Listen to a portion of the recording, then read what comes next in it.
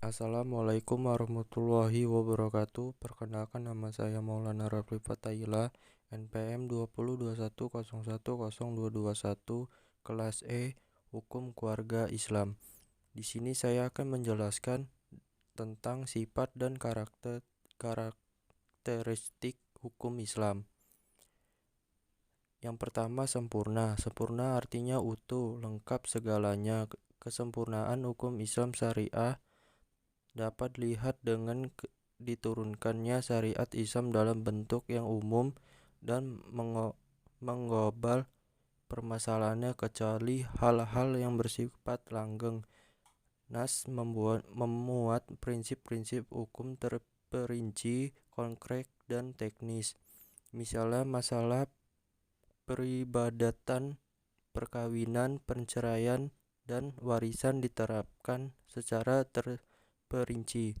Syariat Islam dapat benar-benar menjadi petunjuk universal dengan bentuk yang umum dan global tersebut.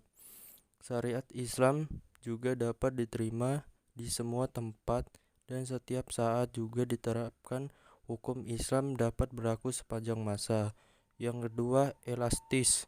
Sifat dan karakteristik hukum Islam yang kedua yakni elastis, mudah diubah bentuknya dan mudah kembali ke bentuk asal, lentur dan luwes. Mencakup di segala bidang kehidupan manusia, baik jasmani maupun rohani, baik mengenai hubungan manusia dengan Tuhannya maupun hubungan interaksi sesama manusia, juga tuntunan mengenai kehidupan manusia di dunia dan di akhirat.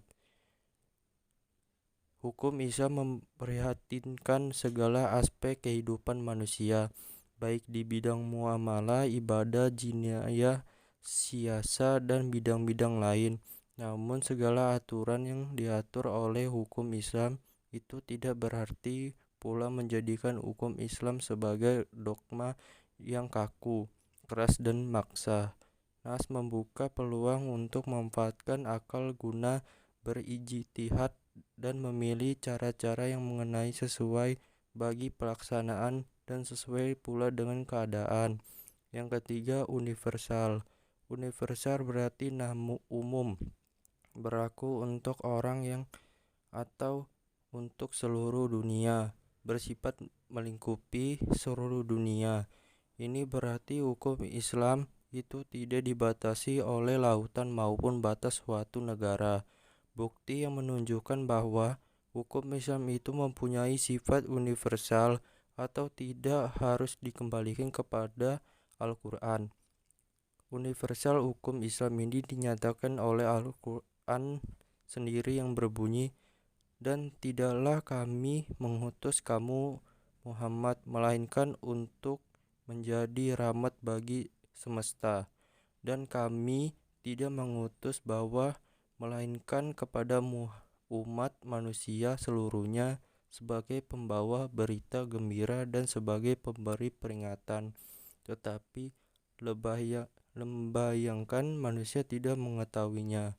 Kedua ayat Al-Quran di atas menyatakan bahwa syariat yang dibawa oleh Nabi Muhammad bukanlah dikhususnya untuk orang Arab saja, namun berlaku bagi seluruh umat Islam yang ada di seluruh dunia.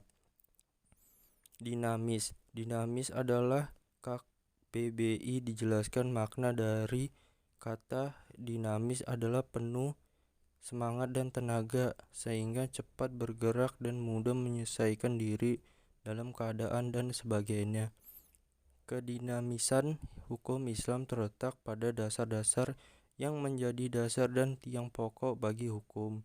Dasar-dasar dan pokok-pokok itulah yang menjadi sumber kekuatan, kelemahan, kemudahan, dan kesukaran dalam menetapkan hukum Islam.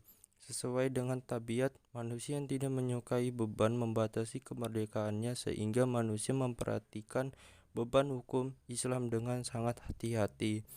Manusia tidak hanya bergerak untuk mengikuti perintah jika perintah itu tidak dapat menawan hati atau mempunyai daya dinamika.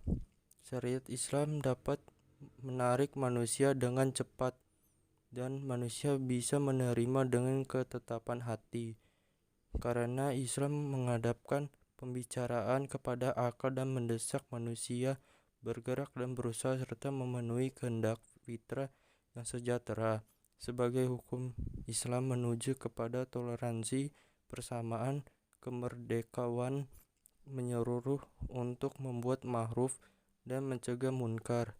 Sendi-sendi dari kedinamisan hukum Islam adalah: satu, meniadakan kepicikan; dua, menyedikitkan tukfas; yang ketiga, mensyariatkan hukum dengan cara berangsur-angsur; empat, memperhatikan kemasalahan manusia; yang kelima, mewujudkan keadilan yang merata.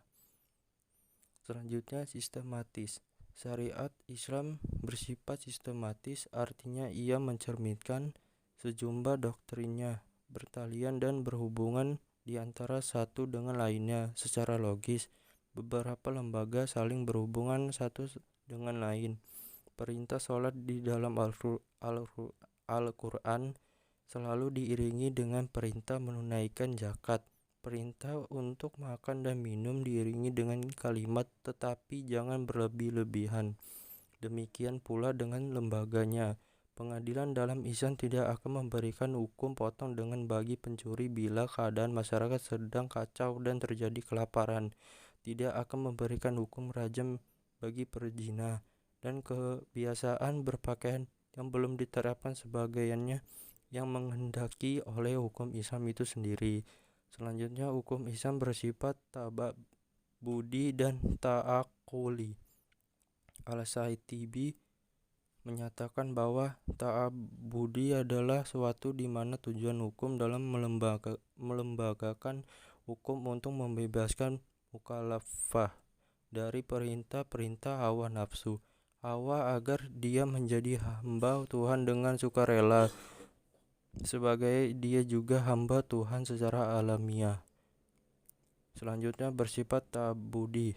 Lebih jelas, ta'abbudi adalah suatu bentuk ibadah yang tujuannya utama untuk mendekati diri kepada Allah, yakini beriman kepadanya dan segala konsekuensi berupa ibadah yang mengandung sifat ta'abbudi murni, artinya maka yang tergandung di dalamnya tidak dapat dinar atau supranasional. Manusia harus menerima apa saja yang telah ditetapkan oleh syariat. Selanjutnya, bersifat ta'aquli. Keduanya yakini berbentuk dalam bidang muamalah yang maknanya dapat dipahami oleh nalar atau rasional, maka manusia yang melakukannya dengan bantuan nalar dan pikiran manusia.